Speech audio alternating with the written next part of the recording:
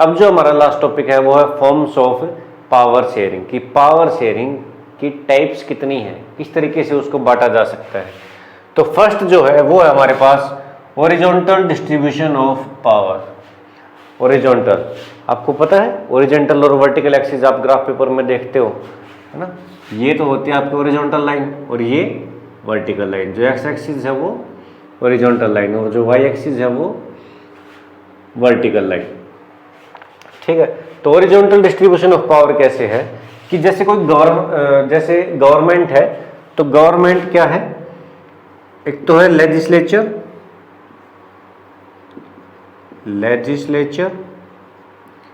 एक है एग्जीक्यूटिव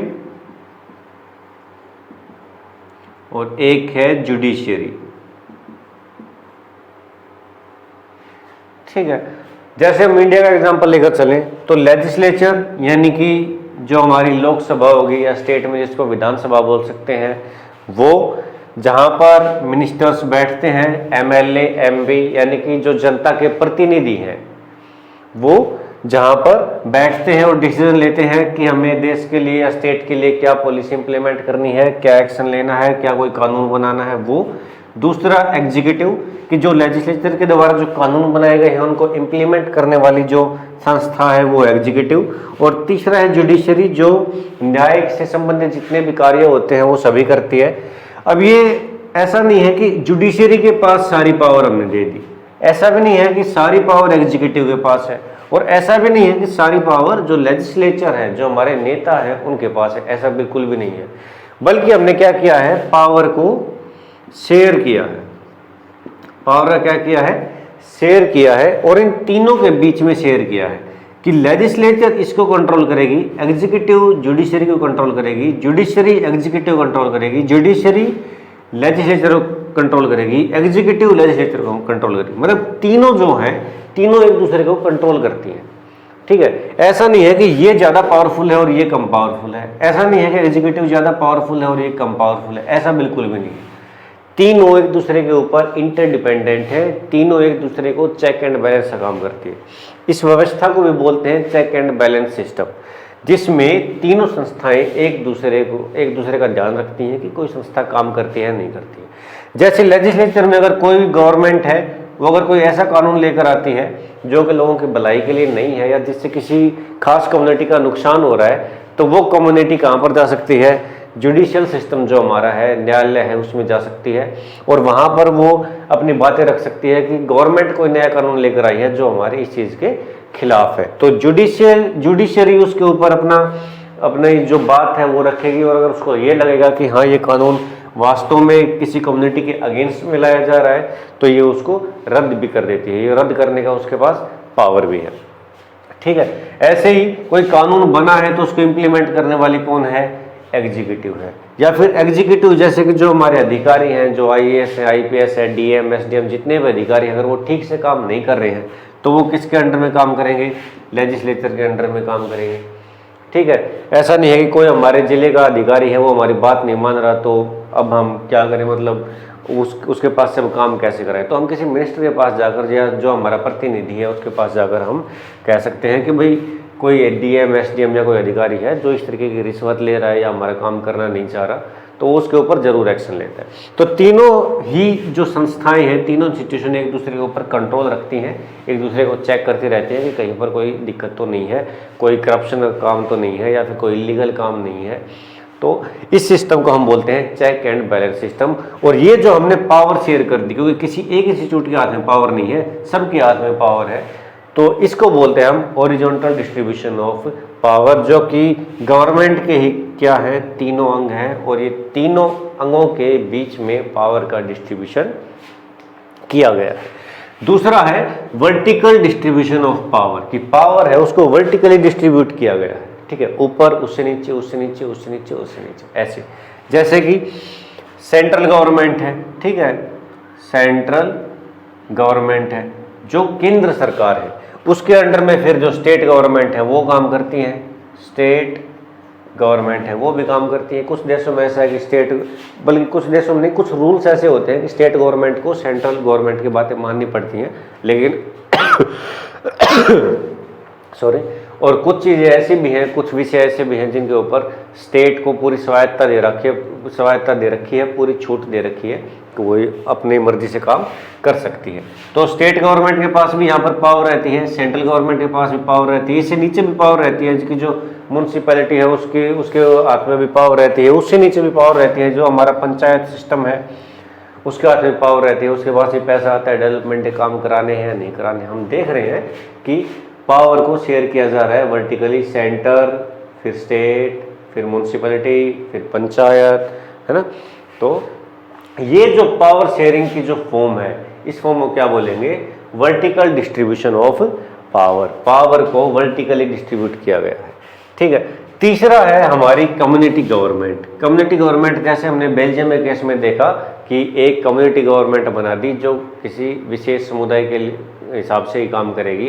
अगर उसको अपनी लैंग्वेज के ऊपर काम करना है, अपने कल्चर के ऊपर काम करना है, अपने ट्रेडिशंस है या कोई भी जो मान्यताएं वो मानते हैं उनके ऊपर कुछ चेंज करना है, बदलाव करना है, उनमें सुधार करना है, या कहीं पर अपनी चीज़ों को उनको बढ़ाना है, अपने कल्चर को आगे बढ़ाना है, तो वो अपने इंडिपेंडेंटली डिसीजन ले सकती हैं। बेल्जियम इसका अच्छा एग्जांपल है आपके पास।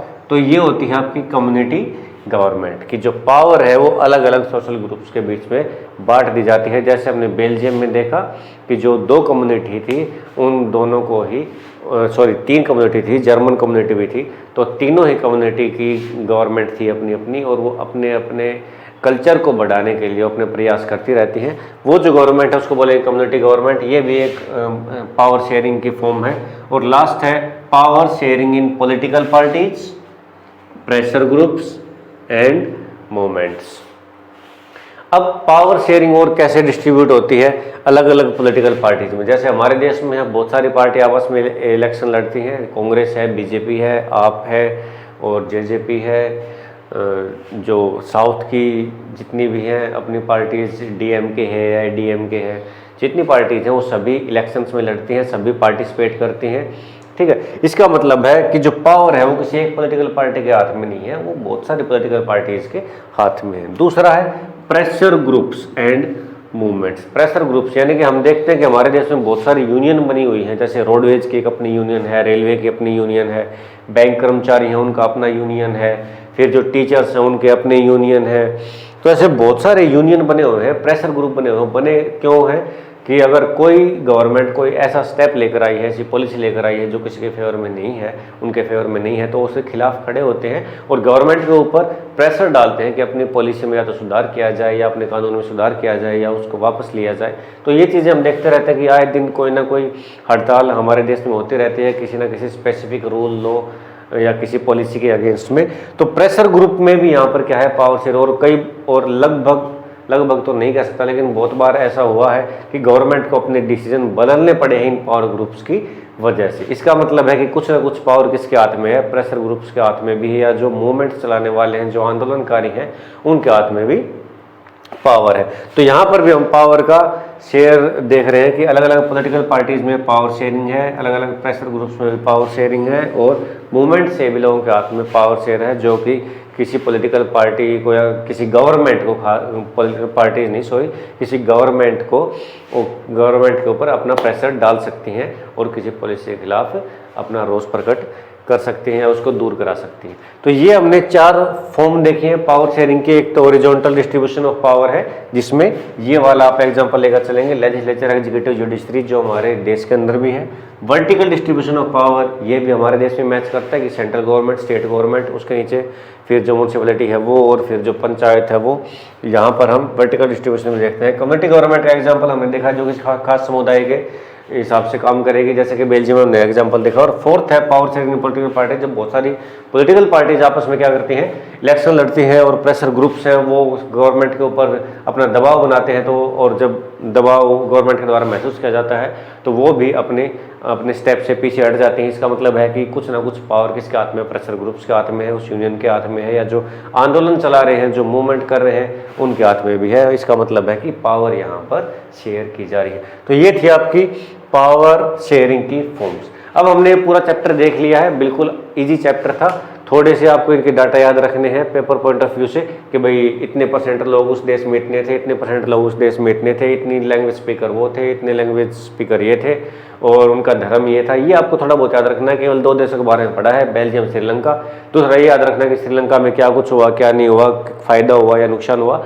बेल्जियम में भी हमने यही स्टडी करनी है। फिर हमें ये देखना है कि श्रीलंका ने क्या स्टेप उठाया आज़ाद होने के बाद और बेल्जियम जो है उसने क्या स्टेप उठाया और वहाँ पर किस तरीके की गवर्नमेंट बनाई गई, श्रीलंका में किस तरीके की गवर्नमेंट बनाई गई, तो श्रीलंका को फ़ायदा हुआ या नुकसान हुआ। उसके बाद हमें देखना है कि जो पावर शेयरिंग है उसकी टाइप्स कौन सी हैं, फॉर्म्स ऑफ पावर शेयरिंग है वो क्या है। पूरा चैप्टर बिल्कुल ईजी था, बिल्कुल आसान चैप्टर था। आई होप कि आपको ये चैप्टर समझ में आ गया हो। अगर आपको ये चैप्टर समझ में आया है या आप और इसमें कुछ सुधार चाहते हैं तो आप कमेंट सेक्शन में जाकर ज़रूर बताएं। इस वीडियो को लाइक करें, शेयर करें और सब्सक्राइब करें।